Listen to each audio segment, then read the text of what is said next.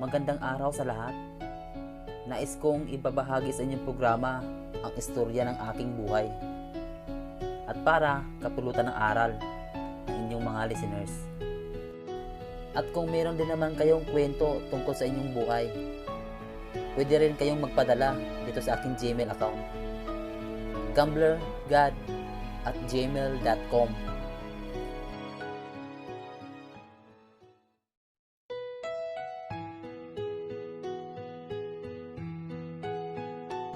Magandang araw sa lahat.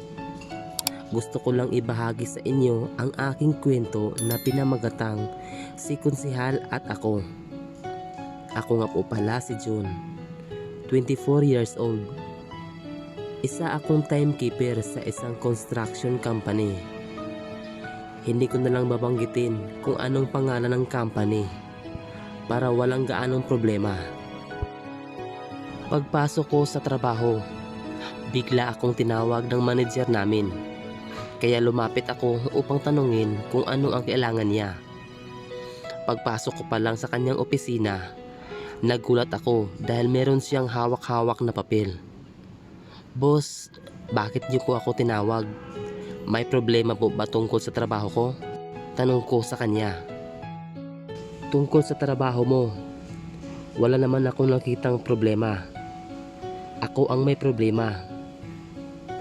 Sa tuwing tinitingnan ko siya, sa isip ko parang meron siyang gustong sabihin sa akin. Pero nag-alangan siya dahil baka sa isip niya ay tatanggi ako. "Boss, wag po kayong mahiyang magsabi sa akin. Empleyado niyo po ako at kayo ang boss ko. Kaya kung may sasabihin kayo, sabihin niyo na po. Handa naman po akong makinig." Sagot ko. "Meron kasi tayong project kaso nandun sa malayo. Gusto ko sanang ikaw ang hahawak doon ng mga tao. Wala kasi akong ibang mahuhugot na pwedeng ma-assign doon." "Saang lugar banda yung project natin, boss?" Tanong ko. "Sa Pangdalaga, pre. 2 project natin nandun. Kaso nga lang ang layo. Papayag ka ba? Doon ka madestino?" Nasa isip ko, ang bait sa akin ng boss ko. Kaya, hindi maganda kung tatanggi ako. "Walang problema sa akin, boss. Kahit saan mo pa ako itatapon, pupuntahan ko pa rin yan, boss." "Mabuti naman kung ganon. Bukas ka na lang pumunta. Ito mga papel na hawak ko, nandito lahat ng plano. Pati na rin sa electrical, nandito na. Saka, yung gas at pang-allowance mo, nandito na din. Kung may kailangan ka, huwag kang mahiyang magsabi para masolusinan natin." Sagot sa akin ng boss ko. "Okay, boss, salamat. Alam na ba ng mga tao natin na doon sila madidestino?" Tanong ko. "Oo, sinabi ko na rin kay foreman at meron daw siyang tao para doon." Biglang nag-ring ang cellphone ng amo ko at sinagot niya ang tawag. Pinauwi muna niya ako para makapaghanda. "Pwede ka nang umuwi. Maghanda ka na rin doon sa inyo para bukas ng umaga aalis ka na." "Okay, boss. Marami pong salamat." Lumabas ako ng opisina na para bang nag-alangan dahil unang-una malayo doon. Tapos buwanan kami uuwi. Mabait kasi masyado itong si boss, kaya hindi ako makatanggi. Paglabas ko ng opisina ay kaagad kong tinawagan ang asawa ko tungkol sa trabaho ko. Ayaw sana niyang pumayag dahil masyadong malayo. Pinauwi niya ako sa bahay para mapag-usapan namin ng maayos. Pagdating ko ay nakita ko ang mukha ng asawa ko na parang ang lungkot niya. Ito kasi ang unang beses na lalayo ako sa kanya. "Alam mo, Han, gusto ko naman talagang tumanggi. Pero nahihiya ako dahil sabi niya lahat ng pangangailangan ko, siya na raw ang bahala. Ang bait kasi niya, Han, kaya hindi ako makatanggi. Hayaan mo, Han.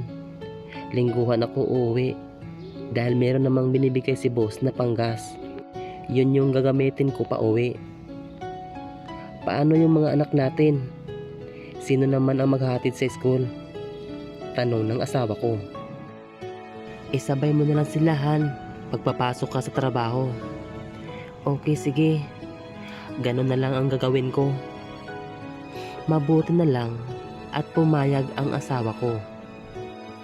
Kinagabihan, bandang alas 9 na ng gabi, tulog na ang mga bata.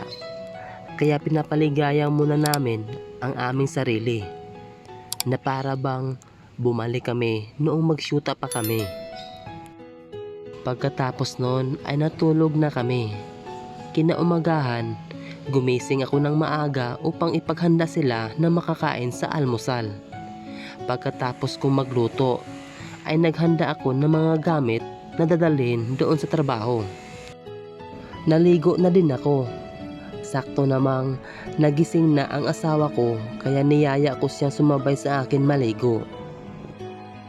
Pumayag naman siya kaya nakuha ko pang umisko sa kanya ng isang beses. Iba pala sa pakiramdam paglalayo ka sa pamilya.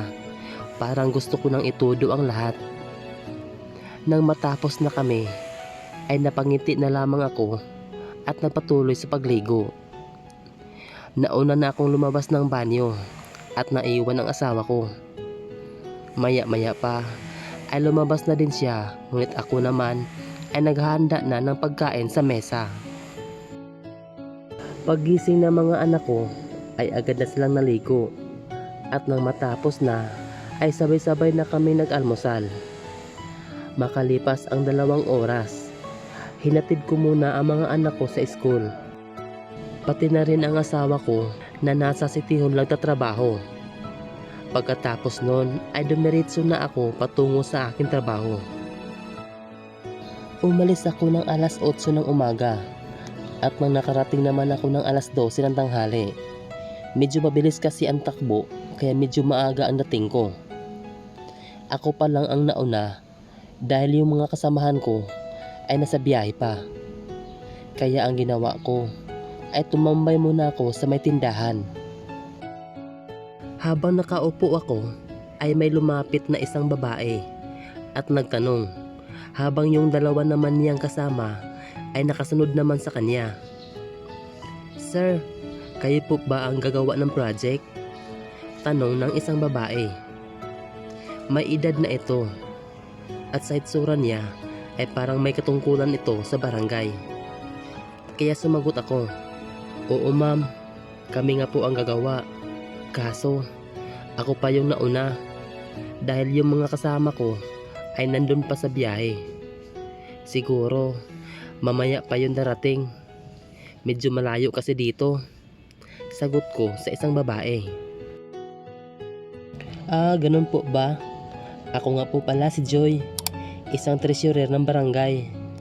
At ito namang kasama ko ay si Jean, konsihal ng barangay. Ito namang si Emily, iski chairman. 3 silang lahat na nakaharap ko. Pero sa isip ko, itong si Joy ay nasa 45 years old. At si Jean naman ay nasa 28 years old. At ito namang si Emily ay nasa 23 years old. Lahat sila ay may kanya-kanyang kasama sa buhay. Pero itong si Jean ay may kinakasama na din. Pero yun nga lang, hindi pa sila kasal. Magandang babae si Jean. Medyo morena ang kanyang balat. Siguro ay nasa 5'3" ang kanyang taas. Kumuha ng upuan si Joy at binigay sa akin. Sir, umupo muna kayo habang hinihintay mo yung ibang kasamahan mo. Maraming salamat na po pala ma'am. Ay sus, wag mo na akong tawaging ma'am. Ate Joy na lang ang itawag mo sa akin. Okay po ate. Umupo muna ako hanggang sa umalis yung isang kasamahan ni Ate Joy na si Emily. Kaya ang naiwan ay si Jean, ang konsihal ng barangay. Ma'am, pwede po ba magtanong? Oo naman sir, bakit naman po hindi? May tubig po ba dito? Yung pwede naming magagamit kung sakali mang maliligo kami? Ay sir, sa pagkakaalam ko, meron po dyan sa likod. Parang yun yung gagamitin nyo. Tsaka yung opisina na yan, pwede dyan muna kayo mag-stay kung sakali mang merong gustong mag-stayin dito. Ganun po ba? Akala ko kasi bahayan. Opisina pala yan? Oo sir, dyan kasi ililipat itong barangay office. Hindi lang yan natapos dahil kinapos sa budget. Ilan ba kayo lahat dito? Tanong niya. 35 kami lahat ma'am. Medyo madami pala kayo. Baka hindi kayo magkasya dyan. Sagot niya. Walang problema yan ma'am. Sanay naman yung mga kasamahan ko matulog sa labas. Marunong din naman yung gumawa ng paraan.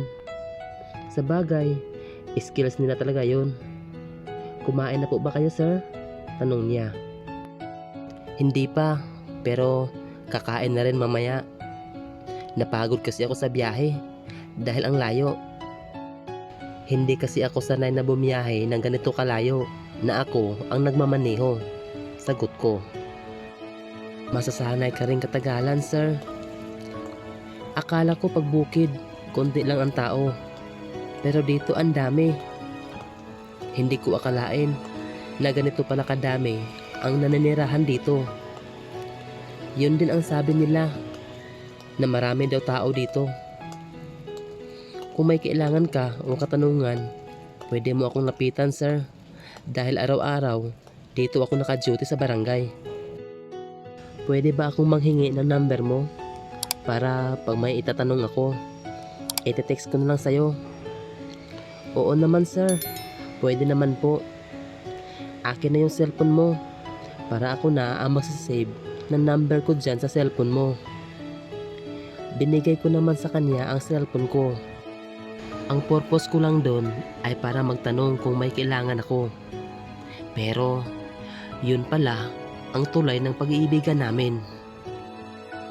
At nang matapos na ay bumalik na siya sa loob ng barangay office, habang ako naman ay naghihintay na dumating yung mga kasamahan ko. Hanggang dito na lang muna tayo, kaya abangan ang susunod na kabanata sa susunod kong upload.